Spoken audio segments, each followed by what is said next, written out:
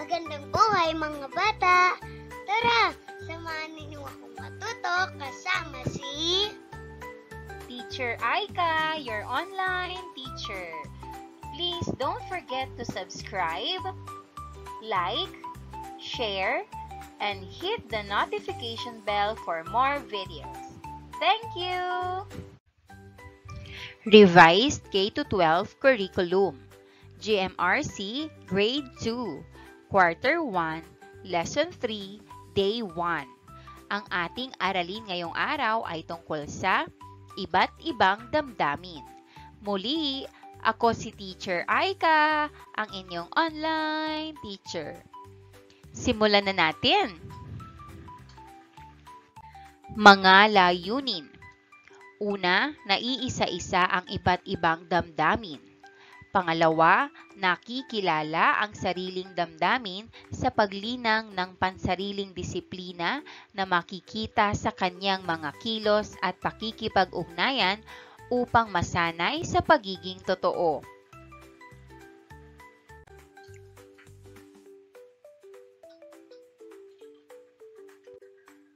Suriin ang mga larawan.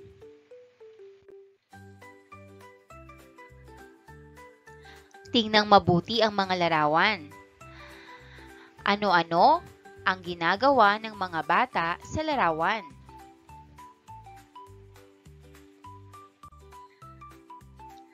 Ano-ano ang ipinahahayag ng bawat larawan?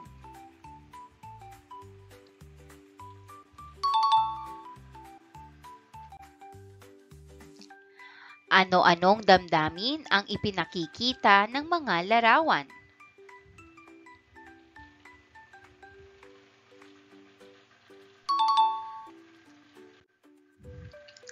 A, B, at C.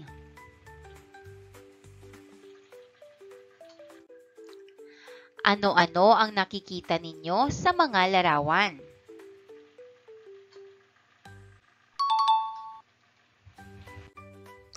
Anong damdamin ang ipinahahayag ng larawan sa letrang A, B, at C?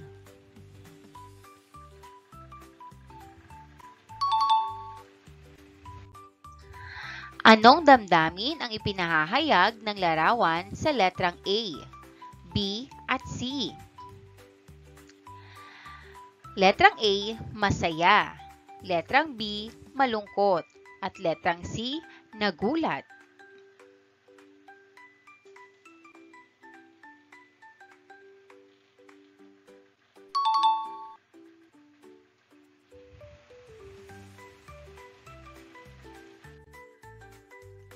Kailan mo naramdaman ang mga ganitong pakiramdam?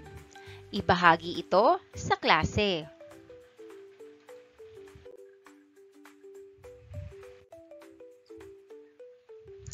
Ang damdamin ay tumutukoy sa mga saloobin, pagnanais at reaksyon ng isang tao sa mga pangyayari o sitwasyon sa kanyang buhay.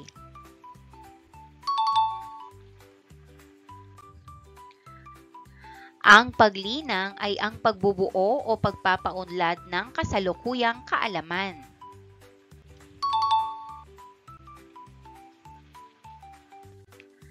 Disiplina ay ang pagsunod sa mga tuntunin, batas, pamantayan na ipinatutupad at nakapagpapatibay ng magandang ugali.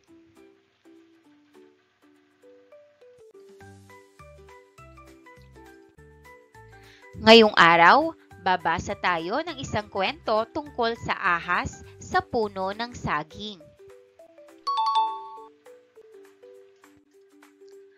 Totoo kaya ang ahas sa puno ng saging?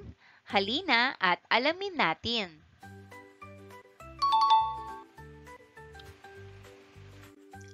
Ang ahas sa puno ng saging.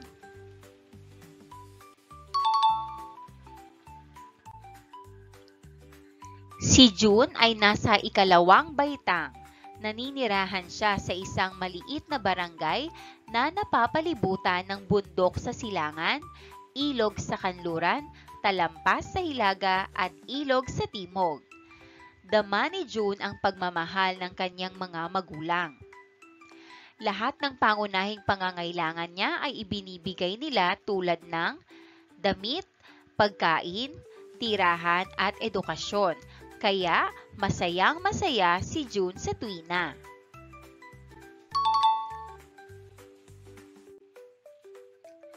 Lagi silang naglalaro ng kanyang mga kaibigan na sina Ron at Ken sa likod bahay nila. Naglalaro sila ng taguan. Habang nagtatago si June sa may puno ng saging, napalundag at napasigaw si June sa gulat nang nakakita siya ng tila ahas sa puno nito. Natakot ang kanyang mga kalaro kaya tinawag nila si Mang Sito.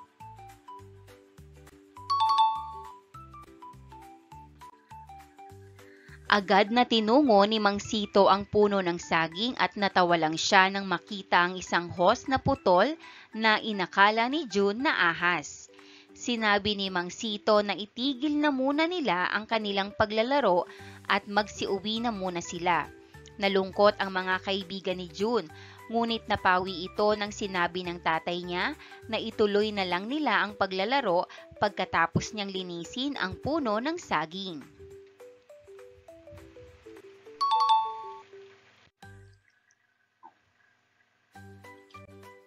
Mga gabay na tanong. 1. Ano ang pamagat ng kwento? Sagot, ang pamagat ng kwento ay ang ahas sa puno ng saging.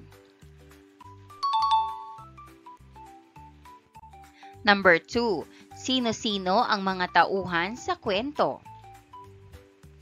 Ang sagot, ang mga tauhan sa kwento ay sina June, ang kanyang mga kaibigan, at ang kanyang tatay.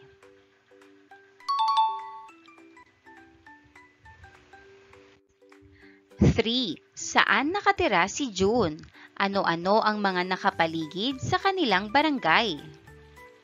Sagot, si June ay nakatira sa isang maliit na barangay na napalilibutan ng bundok sa silangan, ilog sa kanluran, talampas sa hilaga, at ilog sa timog.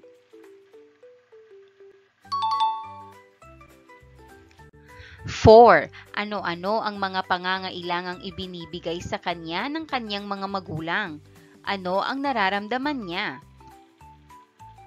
Sagot, ibinibigay ng kanyang mga magulang ang pagkain, pagmamahal at pag-aaruga. Siya ay masaya at ligtas sa piling ng kanyang pamilya.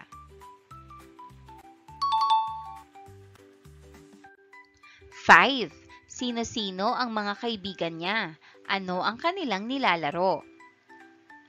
Sagot, ang mga kaibigan ni June ay mga batang kapitbahay niya. Sila ay naglalaro sa paligid ng kanilang barangay.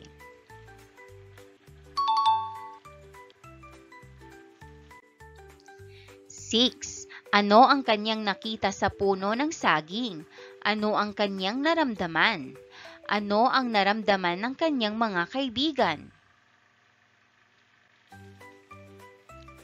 Sagot, nakita ni June ang isang ahas na puno ng saging. Siya ay natakot at ang kanyang mga kaibigan ay natakot din.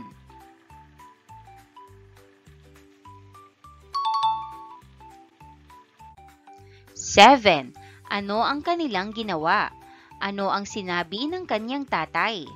Ano ang kanilang naramdaman? Sagot, sila ay tumakbo palayo at nagsumbong sa tatay ni June.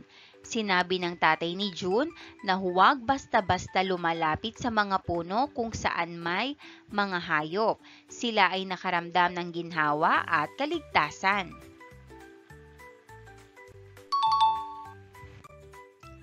8. Kung ikaw si June, susundin mo ba ang sinabi ng tatay niya?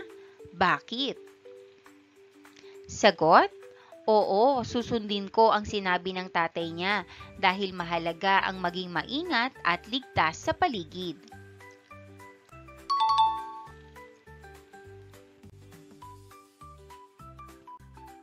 Ano-ano ang mga damdaming nabanggit sa kwento? Ibahagi ang iyong sagot sa klase. Panuto, sabihin ang angkop na damdamin sa mga larawan.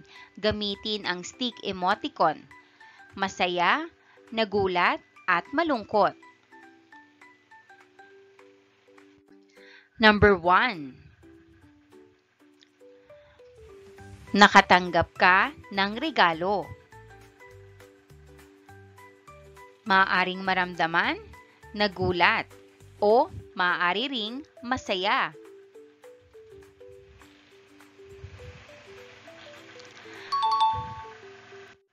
Number 2. Nanalo ka sa iyong sinalihang patimpalak. Maaaring sagot, masaya.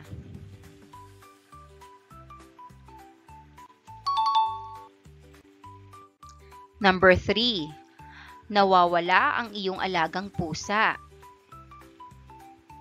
Ang sagot, malungkot.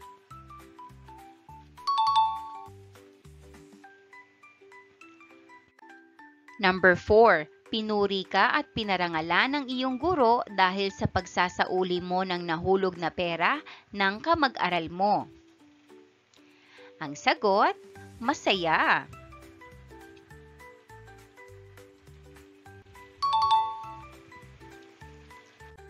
Number 5. Pinayuhan ka ng iyong guro na mag-aral pa upang maging mataas ang makuhang marka. Ang sagot, masaya.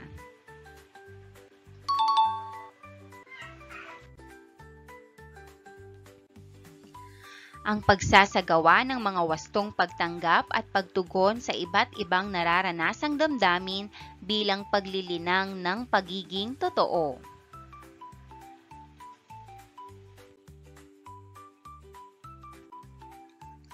Panuto, suriin ang damdaming ipinapahayag sa mga kalagayan. Piliin ang sagot sa mga sumusunod at isulat ang letra lamang sa inyong sagutang papel.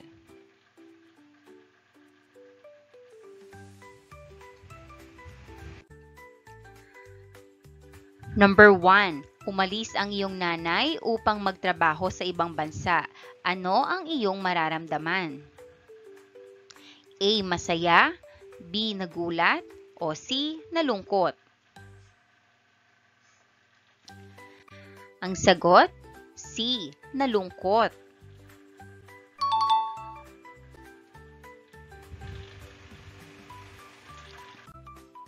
Number 2. Nasundan mo at naintindihan ang leksyon ninyo dahil sa husay ng inyong guro. A. Masaya, B. Nagulat, C. Nalungkot? Ang sagot, A. Masaya.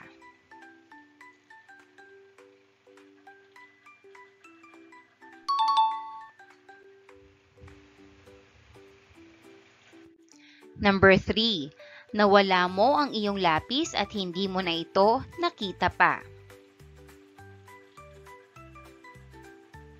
A. Masaya, B. Nagulat, o C. Nalungkot? Ang sagot, C. Nalungkot.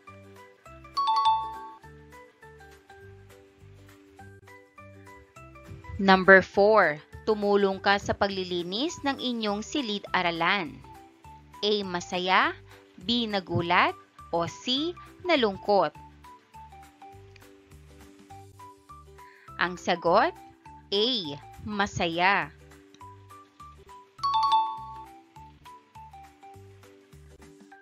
Number 5. Nagwawalis ka ng inyong silid-aralan nang biglang may lumabas na daga sa ilalim ng cabinet. A. Masaya, B. Nagulat, o C. Nalungkot? Ang sagot, B. Nagulat.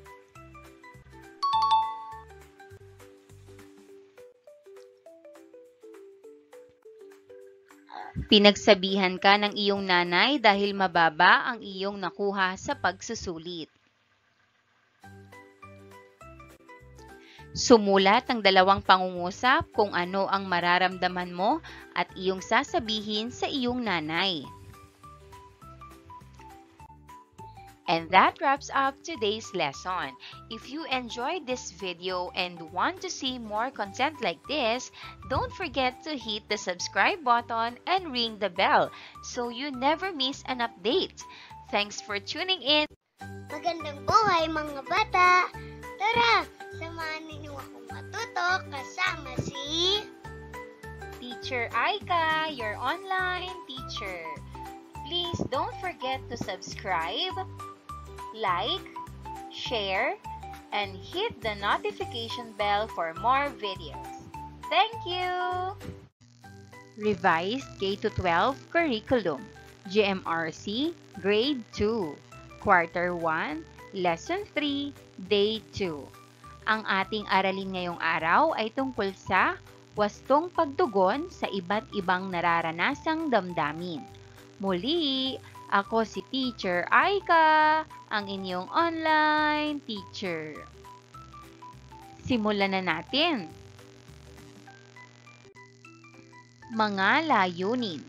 Una, na ipapahayag ang mga wastong pagtugon sa iba't ibang nararanasang damdamin. Pangalawa, na ipaliliwanag na ang pangunawa sa sariling damdamin sa paglinang ng sariling disiplina na makikita sa kanyang mga kilos at pakikipag-ugnayan upang masanay sa pagiging totoo.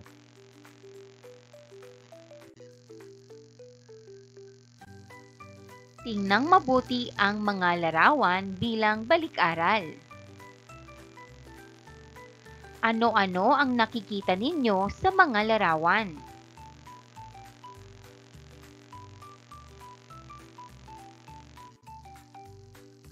Anong damdamin ang ipinahahayag ng larawan sa letrang A, B, at C?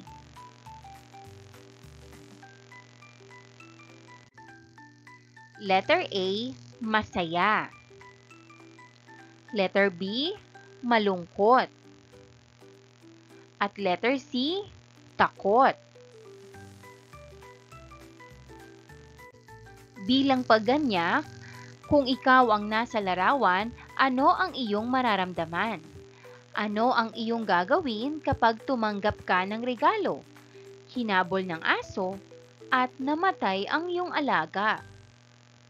Ibahagi ang iyong sagot sa klase.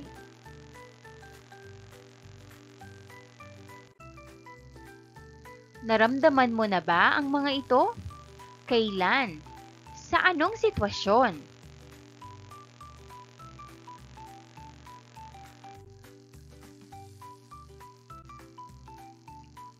Ang pakikipag-ugnayan ay ang pakikipag-usap o pagpapalitan ng impormasyon at pagbabahagi ng damdamin, ideya at karanasan upang magkaroon ng pagkakaintindihan.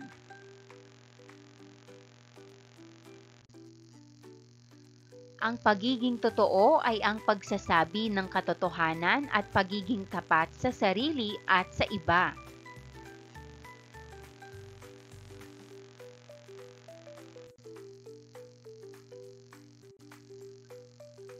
Ano-ano ang inyong naranasang damdamin?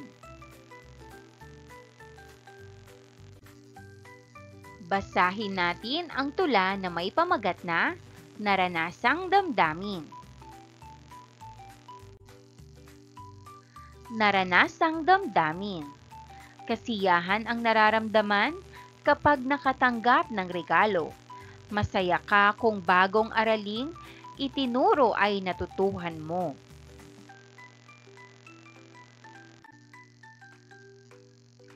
Lungkot naman kapag napagalitan o gusto'y hindi natamo. Pagkalumbay kung sa magulang, nawalay o nalayo.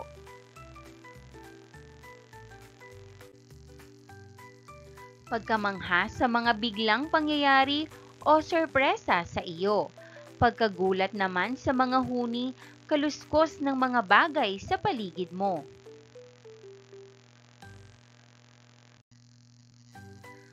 Takot sa dilim, malalakas na tunog, o hindi pamilyar na tao. Pangamba ang pakiramdam sa mga sitwasyon, tulad ng lindol at bagyo.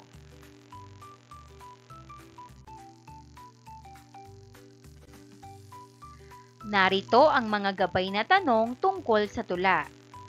Una, ano ang pamagat ng tula? Sagot, ang pamagat ng tula ay naranasang damdamin. Pangalawa, tungkol saan ang tula? Ang sagot, tungkol ito sa iba't ibang damdamin na nararanasan ng tao sa iba't ibang sitwasyon sa araw-araw. Pangatlo, ano ang nararamdaman kapag nakatanggap ng regalo? Kapag may bagong aralin na natutuhan? Sagot, ang nararamdaman kapag nakatanggap ng regalo ay kasiyahan at masaya naman kapag may bagong aralin na natutuhan.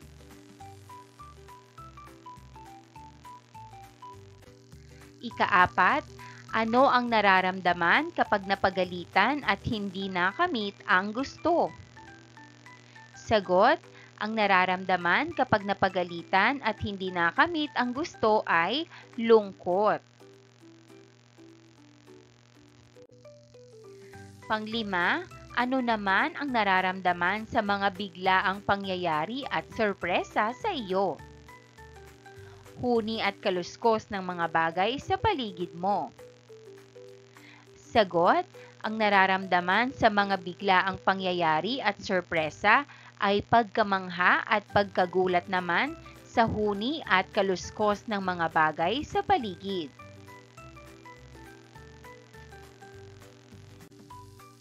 Pang-anim, ano ang pakiramdam kapag ikaw ay nasa dilim, malakas na tunog at ibang tao, kapag may lindol at bagyo?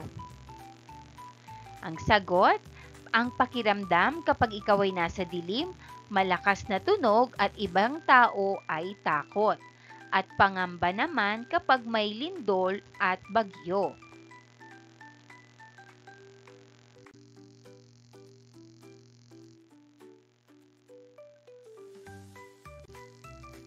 Paano ang wastong pagtugon sa iba't ibang nararanasang damdamin? Sagot, ang wastong pagtugon sa iba't ibang nararanasang damdamin ay ang pagkilala at pagtanggap sa nararamdaman, pagsasabi nito sa maayos na paraan at paggawa ng positibong hakbang upang malampasan ito, tulad ng paghingi ng tulong, paghinga ng malalim o pag-iisip ng solusyon sa problema. Panuto. Pumili ng emoticon at ididikit sa chart.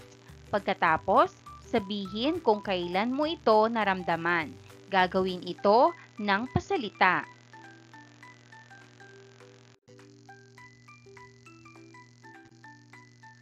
Ang pagpapaliwanag na ang pangunawa sa sariling damdamin sa paglinang ng sariling disiplina na makikita sa mga kilos at pakikipag-ugnayan ay pagsasanay sa pagiging totoo.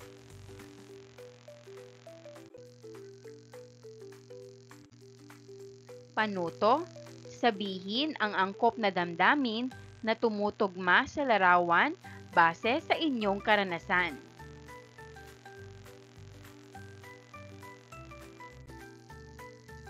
Unang larawan.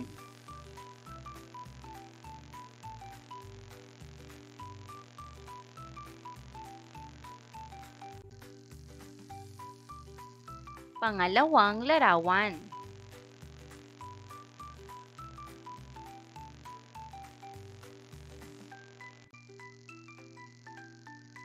Pangatlong larawan.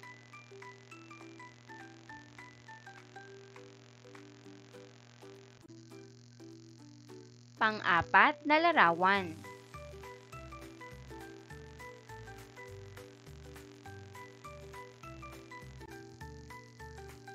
Pang-limang larawan.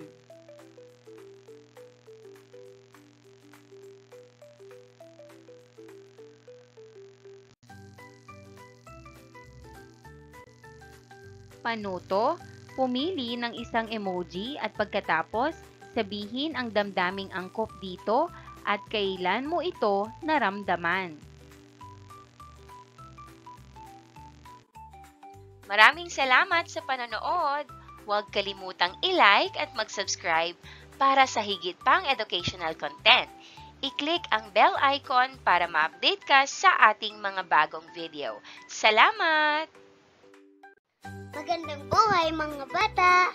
Tara, samahan ninyo akong matuto kasama si Teacher Aika, your online teacher. Please don't forget to subscribe, like, share, and hit the notification bell for more videos. Thank you! Revised K-12 Curriculum, GMRC Grade 2, Quarter 1, Lesson 3, Day 3. Ang ating aralin ngayong araw ay tungkol sa wastong pagtugon sa iba't ibang nararanasang damdamin. Muli, ako si Teacher Aika, ang inyong online teacher. Simulan na natin.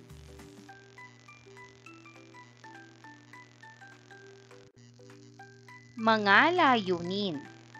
Una, na ilalapat ang mga wastong pagtugon sa iba't ibang nararanasang damdamin. Pangalawa, nakapagsusuri na ang pag-unawa sa sariling damdamin sa paglinang ng pansariling disiplina na makikita sa mga kilos at pakikipag-ugnayan ay pagsasanay sa pagiging totoo.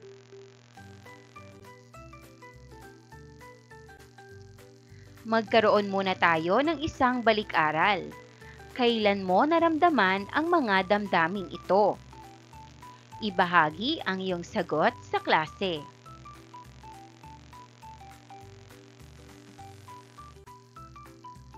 Pagganyak, muli nating bigkasin ang tulang tinalakay kahapon.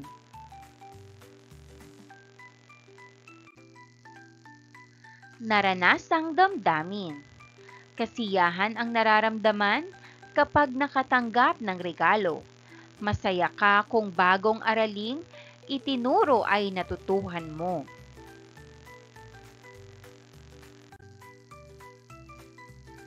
Lungkot naman kapag napagalitan o gusto'y hindi natamo. Pagkalumbay kung sa magulang nawalay o nalayo.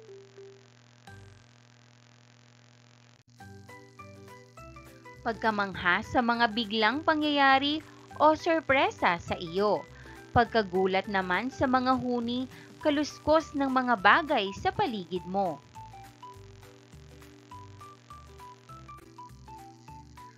Takot sa dilim, malalakas na tunog, o hindi pamilyar na tao. Pangamba ang pakiramdam sa mga sitwasyon, tulad ng lindol at bagyo. Ano-anong mga damdamin ang nabanggit sa unang taludtod? Sa unang saknong.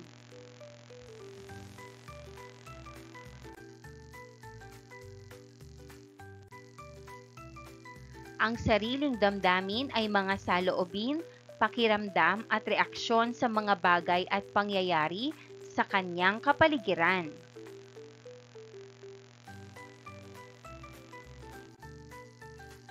Nakapagsusuri ay nakapag-analisa ng isang bagay, pangyayari, ideya o sitwasyon at nagbibigay ng sariling pagkaunawa base sa kanyang nararamdaman at nalalaman.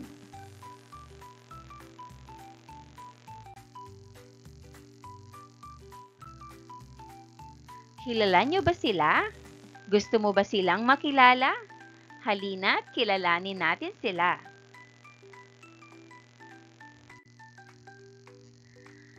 Sila ay sina Ben at Mila. Sila ay magkaklase. Sila ay nasa ikalawang baitang.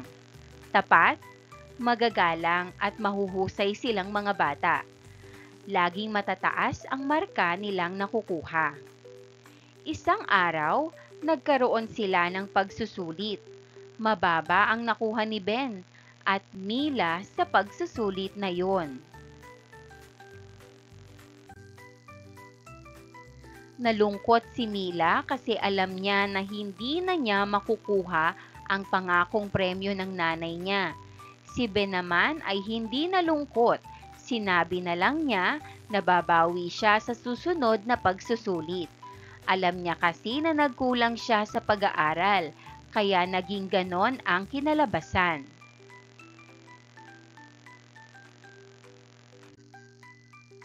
Dumating ang isa pang pagsusulit. Nakuha lahat ni Mila ang tamang sagot. Masayang-masaya si Mila. Si Ben naman ay nagulat sa resulta ng pagsusulit. Hindi niya nakuha lahat ang tamang sagot, ngunit masaya pa rin siya dahil alam niya na pinaghirapan niya yon at naging tapat siya sa sarili at pag-aaral niya.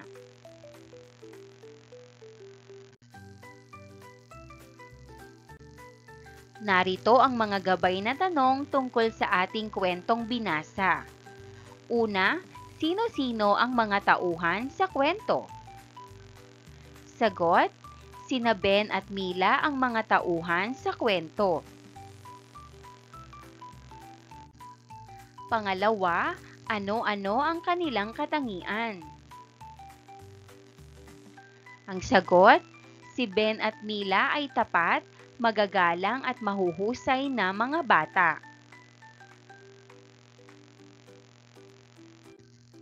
Pangatlo, ano ang naging resulta ng unang pagsusulit ni na Ben at Mila? Ano ang naging damdamin ni Mila nang mababa ang nakuha niya sa pagsusulit? Ano ang naging damdamin ni Ben? Sagot, mababa ang nakuha nilang pareho sa unang pagsusulit. Nalungkot si Mila kasi hindi niya makukuha ang premyo ng kanyang nanay. Si Ben ay hindi nalungkot. Sinabi niya na babawi siya sa susunod.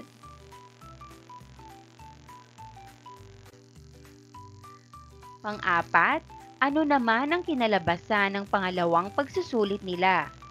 Ano ang mga naging damdamin nilang dalawa? Sagot, nakuha lahat ni Mila ang tamang sagot, kaya siya ay masayang-masaya.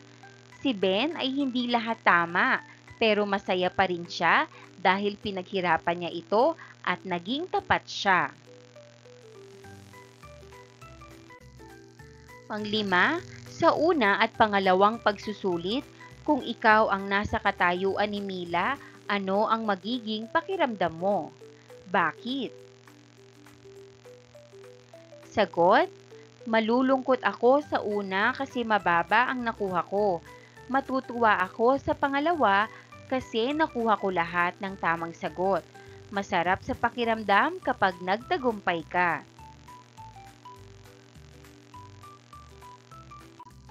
Pang-anim, sa una at pangalawang pagsusulit, kung ikaw ang nasa katayuan ni Ben, ano ang magiging pakiramdam mo?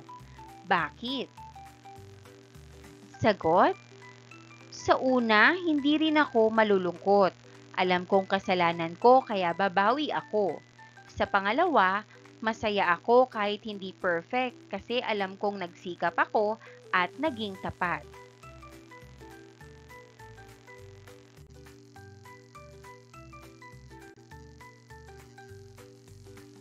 Paano nyo maipapahayag ang inyong damdamin sa isang sitwasyon? Sagot, maipapahayag ko ang aking damdamin sa pamamagitan ng pagsasabi ng totoo, pakikipag-usap sa magulang o kaibigan, at pagpapakita ng tamang kilos, tulad ng pagngiti kung masaya at pag-iyak kung malungkot.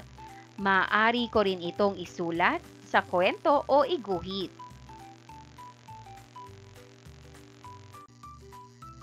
Panuto, sabihin ang inyong mararamdaman kung kayo ang nasa sitwasyon.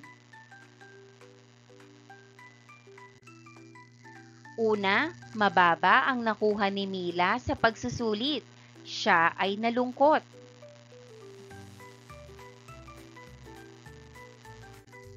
Pangalawa, hindi nalungkot si Ben kahit mababa ang nakuha niya. Sinabi na lang niya na babawi siya sa susunod.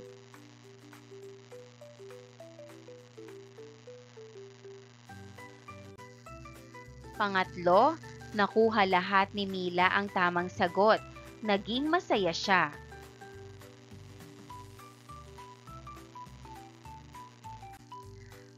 Pang-apat, hindi nakuha lahat ni Ben ang tamang sagot. Nagulat man ay hindi siya nalungkot kasi alam niya na pinaghirapan niyang lahat iyon.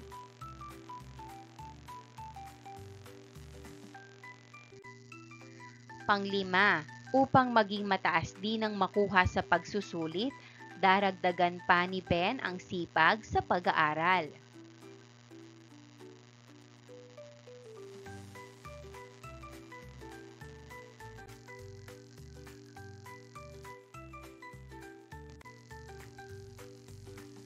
Ang pagpapaliwanag na ang pangunawa sa sariling damdamin sa paglinang ng sariling disiplina ay makikita sa kanyang mga kilos at pakikipag-ugnayan upang masanay sa pagiging totoo.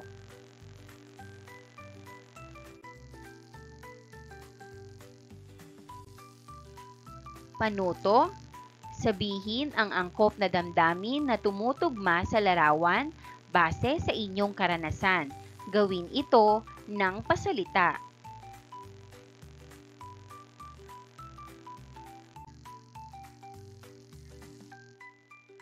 Sa unang kolum, makikita natin ang mga imahe bilang isang sitwasyon. Pangalawa, ano ang emosyon ko sa sitwasyon? Pangatlo, bakit ko nararamdaman ang ganito? Pang-apat, paano ito nakakaapekto sa aking mga kilos? Ibahagi ang iyong sagot sa klase.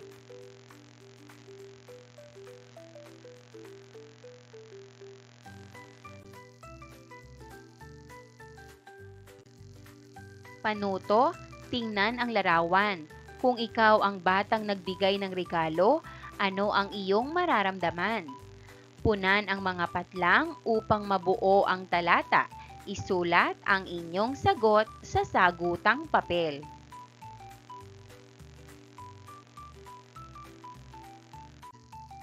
Narito ang inyong sasagutan. Gawin ito sa inyong kwaderno. Maraming salamat sa panonood. Huwag kalimutang i-like at mag-subscribe para sa higit pang educational content. I-click ang bell icon para ma-update ka sa ating mga bagong video. Salamat! Magandang buhay mga bata! Tara, samahan ninyo akong matuto kasama si Teacher Aika, your online teacher. Please don't forget to subscribe, like, share, and hit the notification bell for more videos. Thank you! Revised K-12 Curriculum Math Grade 2 Quarter 1 Lesson 2 Day 4. Our topic for today is about composite figures. This is Teacher Aika, your online teacher. Let's start! Learning objectives. Describe the change in the position of the basic shape and figure after a multi-step slide and/or flips are performed. And draw the position of a basic shape or figure after a multi-step slide and/or flip is performed.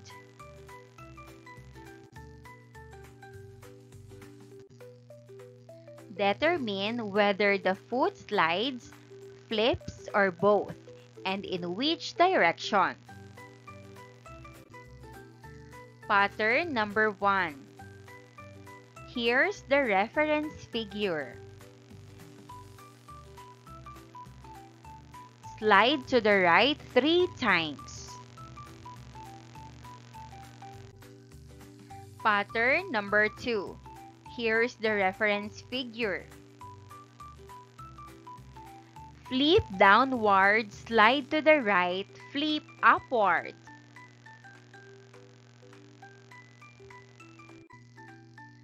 Pattern number 3. Here's the reference figure.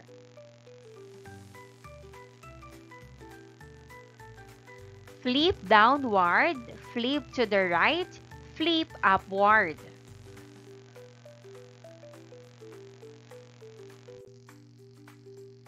Pattern number 4. Here's the reference figure. Flip to the right 3 times.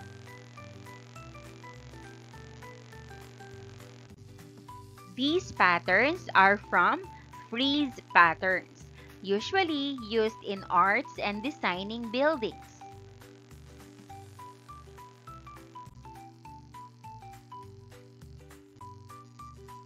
In today's lesson, you will practice the multi-step slide and or flips.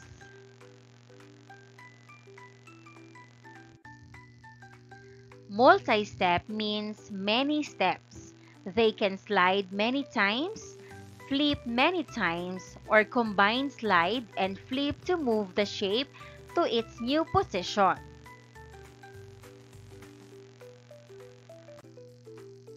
Trace the cutout in the middle of the grid.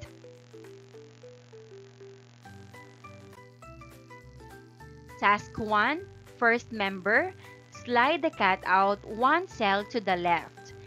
Slide it again 1 cell to the left and trace the cutout in its new position.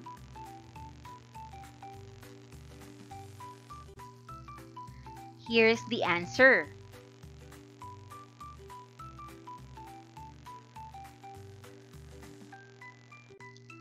Task number 2. Second member, flip the cutout upward.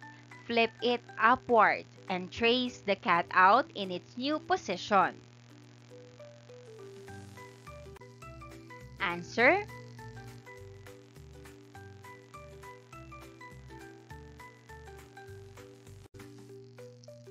Task number 3. Third member, flip the cutout to the right, slide it 3 cells to the right, and trace the cutout in its new position.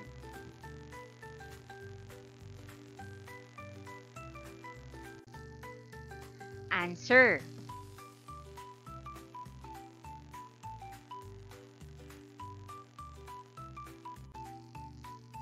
Task number 4. Fourth member, slide the cutout 1 cell downward. Slide it again 2 cells downward. Flip it downward and trace the cutout in its new position.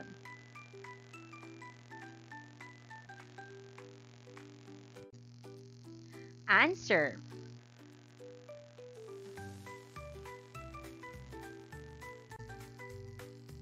The final drawings should look like this illustration.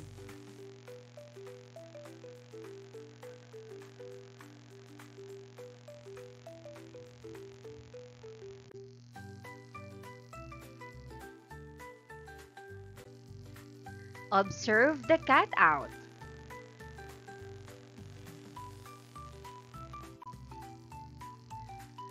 Number 1, draw the illustration below on the grid. First position and second position.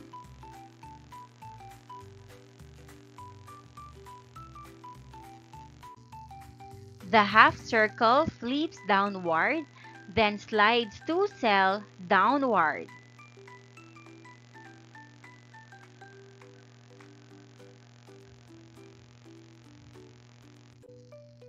The half circle slides 2 cells downward and flips downward.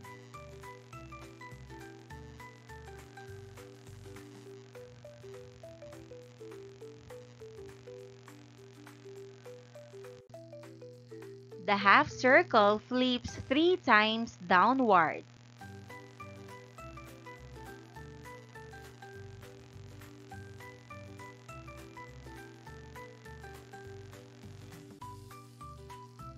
You can reverse the movements to move the shapes to their new position.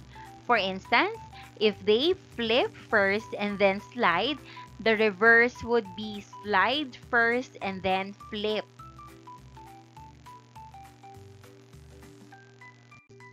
Activity number 3, sliding and flipping of figures. Draw the figures to their new position following the given movements.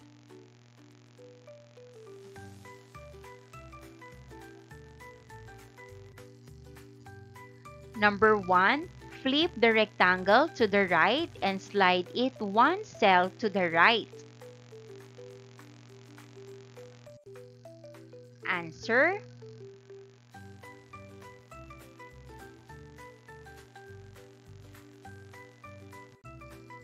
Number 2, slide the circle of 3 cells to the left and flip it to the left.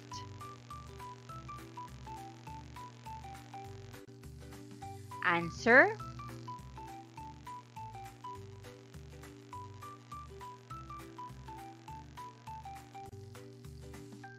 Number 3, slide the triangle 2 cells downward, slide it again 1 cell downward, and flip it downward.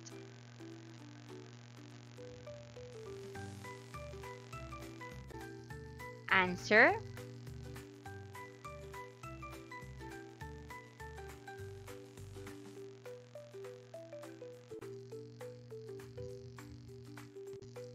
Let's answer the following questions. What is the difference between flip and slide? Answer. A slide changed only the position of the figure but didn't change the appearance. A flip involves turning the shape over in a specified direction to create a mirror image. What is the difference between one-step and multi-step? Answer. One-step has only one step while multi-step has 2 or more steps.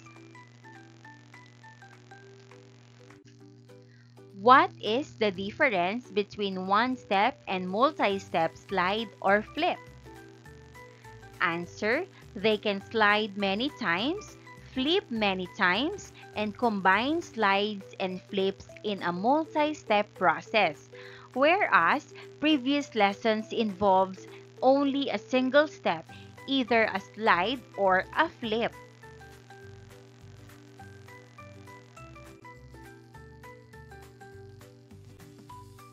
Assessment number 4. Write one possible movement of the shape from its first position to the second position. Complete the sentence by writing the movement done with the shape.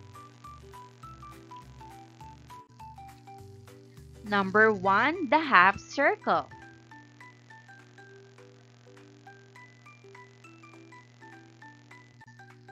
The half circle slides 3 cells to the right and flips to the right and reverse. It is not possible to move it by only sliding it many times or only flipping it many times.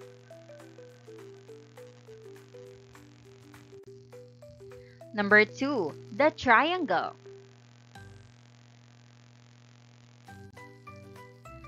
It is not possible to move it by only sliding it many times. The triangle slides 2 cells downward and flips downward or reverse.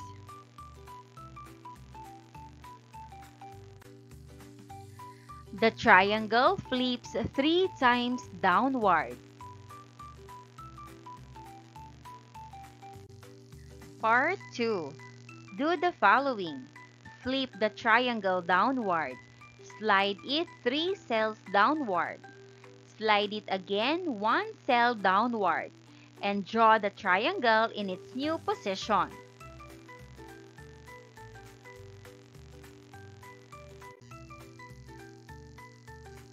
And here's the figure that you need to use.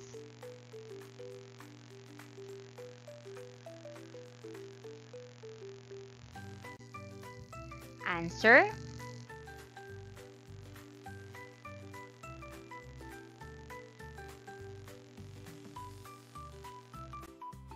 And that wraps up today's lesson. If you enjoyed this video and want to see more content like this, don't forget to hit the subscribe button and ring the bell so you never miss an update. Thanks for tuning in.